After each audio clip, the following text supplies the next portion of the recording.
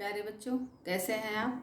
आज हम नागरिक शास्त्र में अपना तीसरा चैप्टर पढ़ेंगे, नियोजित विकास की राजनीति। विकास के संदर्भ में दो मुख्य बातें थी जिनके ऊपर अहम निर्णय लेना था। पहला था प्रथम 2 दशक में हमारे राजनेताओं के द्वारा विकास के लिए कौन सी नीति अपनाई जाएगी। दूसरा था आगामी वर्षों में इस नीति से हम किस प्रकार से किनारा करेंगे अगर यह नीति हमारे लिए सफल ना हुई। राजनीतिक फैसले और विकास, इस्पात की मांग और निवेश का उद्देश्य। क्योंकि उड़ीसा में जो ओडिशा प्रमुख स्थान था वहाँ पर इस्पात और अयस्क का पर्याप्त भंडार था जिसका दोहन होना बाकी था। उड़ीसा सरकार ने राष्ट्रीय स्तर पर इस्पात निर्माताओं के साथ सहमति पत्र पर हस्ताक्षर किए जो इस्पात का आयात करके और उसके इस्पात के माध्यम से तमाम सारी वस्तुओं को बनाएंगे, ऐसे लोगों के साथ राष्ट्रीय और अंतर्राष्ट्रीय सहमति पर हस्ताक्षर किए गए। अब इसमें 2 चीज़ें हमारे सामने आई थी कि अगर राज्य इनका निवेश राष्ट्रीय और अंतर्राष्ट्रीय स्तर पे ना करता तो राज्य में पूंजी का आधार क्या होता और जो बेरोजगार लोग थे उनको रोजगार के अवसर कैसे प्राप्त होते। आदिवासी जो क्षेत्र थे उन क्षेत्रों में के लिए भी यह डर था कि अगर यहाँ पर हम दोहन शुरू कर देंगे तो यहाँ के जो आदिवासी लोग हैं उनका हम विस्थापन कैसे करेंगे, उनको दूसरी जगह पर हमको स्थापित करना होगा। और जो आदिवासी लोग थे या आदिवासी बाहुल क्षेत्र था वहाँ के लोगों के अंदर यह डर पर्याप्त था। दूसरे पर्यावरणविद जो थे उनको भी ये था कि जब इनका दोहन होना प्रारंभ होगा तो उस समय हमारे सामने जो है जो पर्यावरण प्रदूषित होगा उसको लेकर तमाम सारी समस्याएं थी।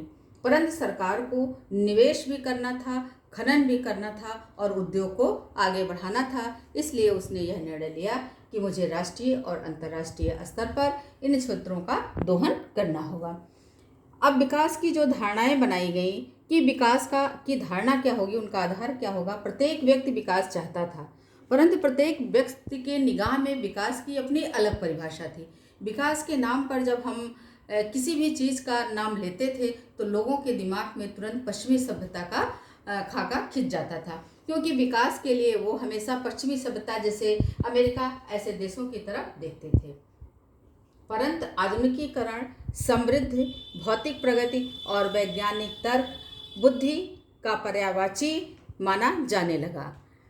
उसी प्रकार से विकास की ऐसी धारणा को मानने के कारण प्रत्येक व्यक्ति जो है विभिन्न क्षेत्रों में विकसित, विकासशील और अविकसित मानकर उसके बारे में बातें करने लगा। कौन सा क्षेत्र विकसित है, कौन सा क्षेत्र अविकसित है, अविकसित होने के लिए कौन कौन से कारण उत्तरदायी हैं, इस पर बुद्धिमत्ता पूर्वक चारों तरफ चर्चाएं होने लगी। परंतु स्वतंत्रता प्राप्ति के पश्चात भारत के सामने विकास के 2 रास्ते थे, या यूँ कहें कि 2 मॉडल हमारे पास उपस्थित थे, एक उदारवादी, दूसरा समाजवादी। उदारवादी में पूंजीवादी व्यवस्था थी। यूरोप के अधिकांश देशों ने पूंजीवादी व्यवस्था को अपनाया, अमेरिका ने भी इसको अपनाया। साम्यवादी जो व्यवस्था थी उसको सोवियत संघ ने अपनाया। अभी हमारे देश के लिए यह निर्णय करना मुश्किल हो रहा था कि हम ऐसी कौन सी व्यवस्था को अपनाएं। आगे चलकर हम अन्य पाठों में अध्ययन करेंगे कि हमारे देश ने मिश्रित अर्थव्यवस्था को अपनाया। योजना आयोग, किसी भी काम को करने के लिए सबसे पहले एक प्रारूप तैयार किया जाता है, एक ऐसी कमेटी बनाई जाती है जिसके माध्यम से हम विकास के कार्य करेंगे। उसी के तहत 1950 ईस्वी में हमारे यहाँ योजना आयोग की स्थापना हुई। योजना आयोग का जो अध्यक्ष होता है वह वर्तमान प्रधानमंत्री होता है। एक उपाध्यक्ष होता है जिसकी नियुक्ति प्रधानमंत्री के द्वारा की जाती है। तीसरा जो है अंशकालिक सदस्य होते हैं। ये अंशकालिक सदस्य में केंद्रीय गृह मंत्री, केंद्रीय रक्षा मंत्री और केंद्रीय वित्त मंत्री, ये लोग सदस्य होते हैं।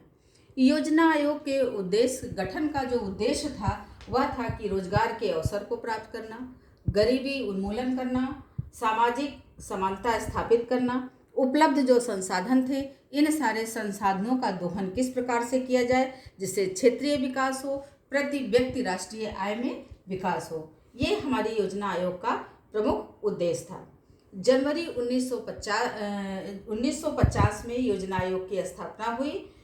पुनः जनवरी 2015 में योजना आयोग को समाप्त करके नीति आयोग की स्थापना की गई।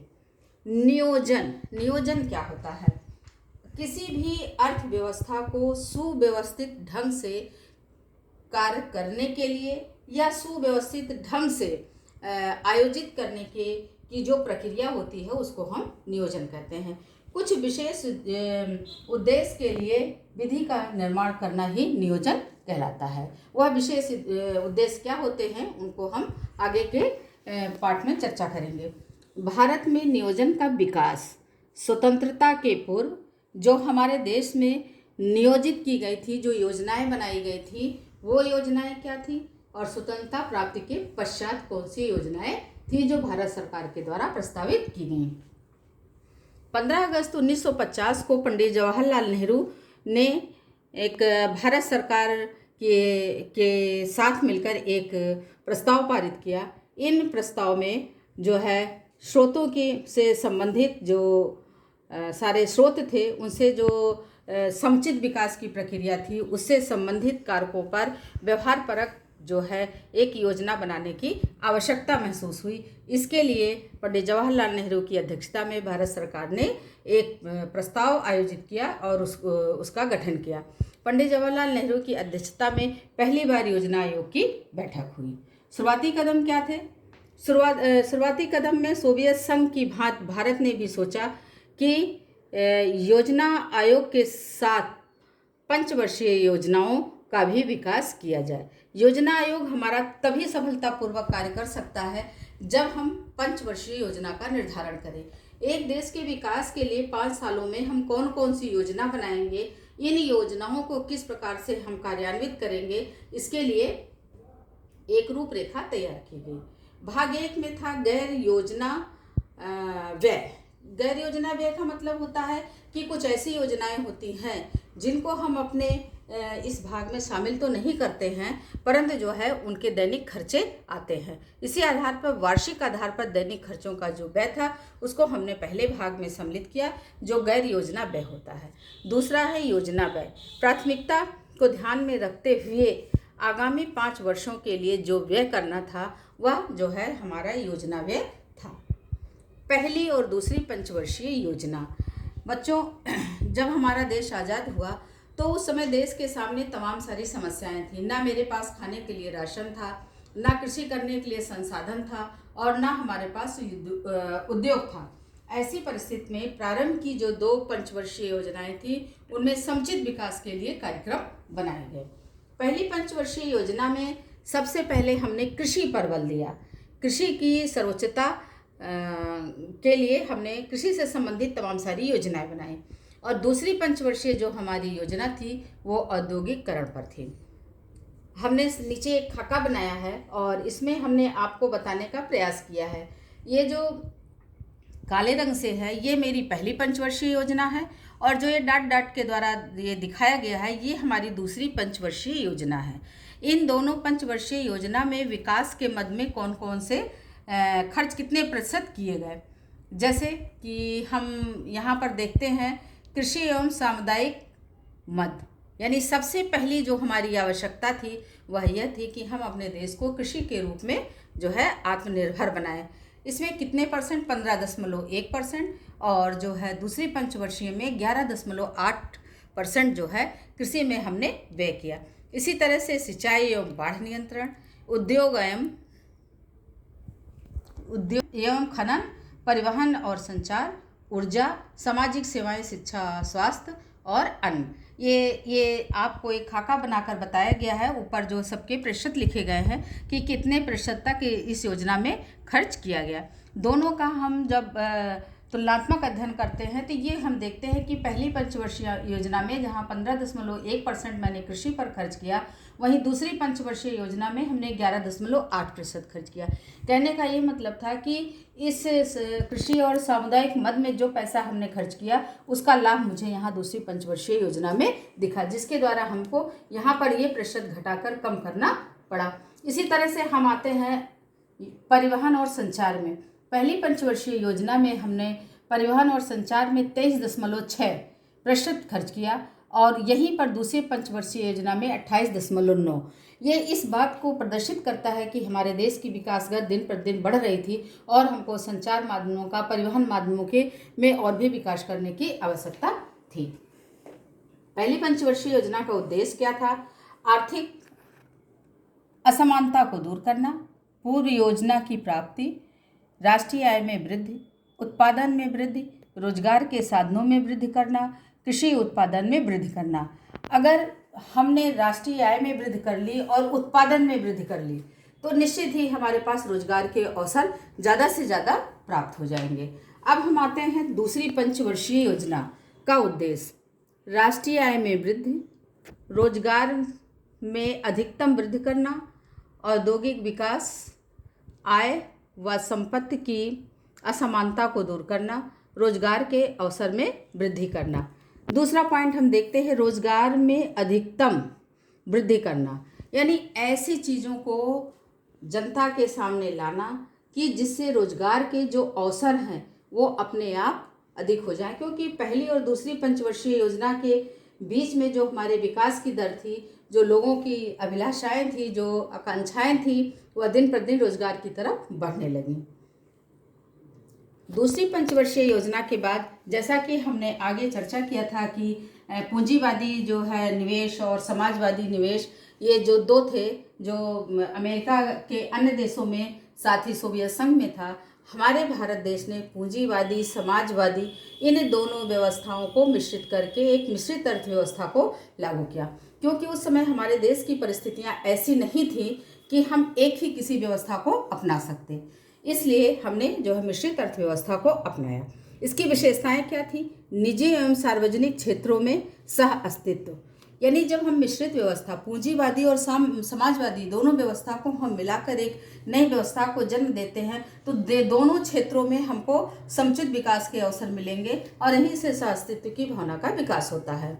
समाजवाद एवं पूंजीवाद के तत्वों का सम्मिश्रण, जो हमारी मिश्रित अर्थव्यवस्था थी, समाजवाद की कुछ अच्छी बातें, पूंजीवाद की कुछ अच्छी बातें, इन सारी चीज़ों को लेकर जो उसके अच्छे तत्व थे उनको लेकर हमने मिश्रित अर्थव्यवस्था को लागू किया। आर्थिक नियोजन और संसाधनों का बंटवारा, यानी जो संसाधन उपलब्ध होंगे वो पूंजीवादी व्यवस्था और समाजवादी व्यवस्था दोनों के बीच में समान रूप से इनका बंटवारा हो जाएगा। परिणाम स्वरूप गेहूं का आयात, परिणाम स्वरूप क्या हुआ कि इन सारे विकासों के साथ साथ 1951 ईस्वी में जब हमने पंचवर्षीय योजना को भारत के द्वारा अपना लिया गया, उस समय सबसे बड़ा संकट हमारे सामने क्या था? खाद्य संकट, यानी हमारे देश की जनता के पास खाने के लिए राशन उपलब्ध नहीं था। 1960 के दशक में कृषि की दशा धीरे धीरे खराब होने लगी। इसके साथ साथ 2 बार सूखा पड़ा और 2 बार जो है हमको युद्धों का सामना करना पड़ा। सूखे की स्थिति में बिहार की स्थिति सबसे ज़्यादा खराब थी। ऐसे समय में हमको अपनी नीतियों में थोड़ा परिवर्तन करना पड़ा। परिणाम स्वरूप गेहूं का हमको आयात करना पड़ा। जहां सूखा ग्रसित क्षेत्र था वहां लोग कुपोषण का शिकार होने लगे, इसलिए मुझे दूसरी पंचवर्षीय योजना का निलंबन करना पड़ा। 1966 से 1969, 66 से 67, 67 से 68, 68 से 69 तक 3 ऐसी पंचवर्षीय योजना थी जिनको एक बार फिर से हम बताते हैं। 1966 से लेकर 1969 तक 3 ऐसी पंचवर्षीय योजनाएं थी जिनको हमें एक एक वर्ष के लिए लागू करना पड़ा या उसका संचालन करना पड़ा। क्योंकि जो है इसके पहले जो तमाम सारे खाद्य संकट, सूखा और युद्धों का सामना करना पड़ा, जो हमारी अर्थव्यवस्था थी उसमें तहस नहस हो चुकी थी। हरित क्रांति को जन्म देना, क्योंकि हमारा देश अपने देश को सबसे पहले खाद्य संकट से उबारना था, इसलिए देश में हरित क्रांति आई। अधिक उपज देने वाली, उसके कारक क्या थे? अधिक उपज देने वाले किस्मों को लागू करने का कार्यक्रम बनाया गया। सघन जो है जिला क्षेत्र और कृषि क्षेत्र के कार्यक्रम बनाए गए, यानी जिला स्तर पर और क्षेत्र स्तर पर ऐसे जो है कार्यक्रम बनाए गए कि जिससे जो हमारे किसान हैं उनको अच्छी खाद, अच्छे बीज उपलब्ध कराया जा सके। बहुफसलीय कार्यक्रम, यानी एक ही सीजन में कई फसलों को उगाना, इस तरह के कार्यक्रमों को बनाया गया। उन्नत बीज, खाद, उर्वरक चीज़ें, ये सारी चीज़ें किसानों को उपलब्ध कराई जाने लगी और तमाम सारे ऐसे आधुनिक उपकरण हुए जिनके द्वारा कृषि करना आसान हो गया। इस तरह से इन सारी चीज़ों पर जो है कार्य कर कर हमारे देश में एक बार इसका सकारात्मक प्रभाव पड़ा और देश में हरित क्रांति आई। बाढ़ के बाद सकारात्मक प्रभाव पड़ा। बाद में तमाम बदलाव आने लगे, जैसे पंडित जवाहरलाल नेहरू की मृत्यु हो गई। उसके पश्चात इंदिरा गांधी के द्वारा तमाम सारे ऐसे निर्णय लिए गए जिसमें जो है तरह तरह की आलोचनाएं की जाने लगी। निवेश को ही लेकर 1969 ईस्वी में 14 ऐसे जो है निजी बैंक थे जिनका इंदिरा गांधी जी के द्वारा राष्ट्रीयकरण किया गया। सरकार और पार्टियों की सामाजिक राजनीतिक जो विचारधाराएं थी उसमें परिवर्तन होने लगा। यानी जो पार्टियां सिर्फ अपने तक सोचती थी, सत्ता तक काबिज होना चाहती थी, ऐसी पार्टियों ने अब समाज के विकास, राष्ट्रीय हित, इन सारी चीज़ों के बारे में धीरे धीरे विचार करना प्रारंभ कर दिया। आर्थिक विकास धीरे धीरे बढ़ना प्रारंभ हो गया। यूँ मान लें जो 3 दशमलव कुछ के लगभग विकास था वह धीरे धीरे तेजी से बढ़ना प्रारंभ हो गया। इसी समय 2 चीज़ें और आईं, एक श्वेत क्रांति और ऑपरेशन फ्लड। श्वेत क्रांति दुग्ध उत्पादन आंदोलन के रूप में था, वहाँ गुजरात में प्रारंभ हुआ और इसको अमूल नाम से जाना जाने लगा। 1970 में एक ग्रामीण विकास कार्यक्रम का प्रारंभ हुआ जिसे हम ऑपरेशन फ्लड के नाम से जानते हैं। इसमें दूध का उत्पादन करके उसको बड़े स्तर पर शहरों तक पहुंचाया जाने लगा। इस तरह के तमाम सारे कार्यक्रमों का आयोजन हुआ। स्वतंत्र भारत के समक्ष नए आर्थिक हित। अब इन सारी चीज़ों के पश्चात धीरे धीरे देश विकास की तरफ आगे बढ़ने लगा। ऐसे परिस्थिति में स्वतंत्र भारत ने तमाम सारे नए आर्थिक जो है चीज़ों पर प्रयोग करना प्रारंभ किया जो जनता के हित में हो, जैसे रोजगार के अवसरों की वृद्धि, सार्वजनिक उद्योगों के विकास, निजी क्षेत्र का विकास, विकेंद्रीकरण योजना और भूमि सुधार पर बल दिया। इन सारे कार्यक्रमों में सरकार ने जी जान से पूरा प्रयास किया।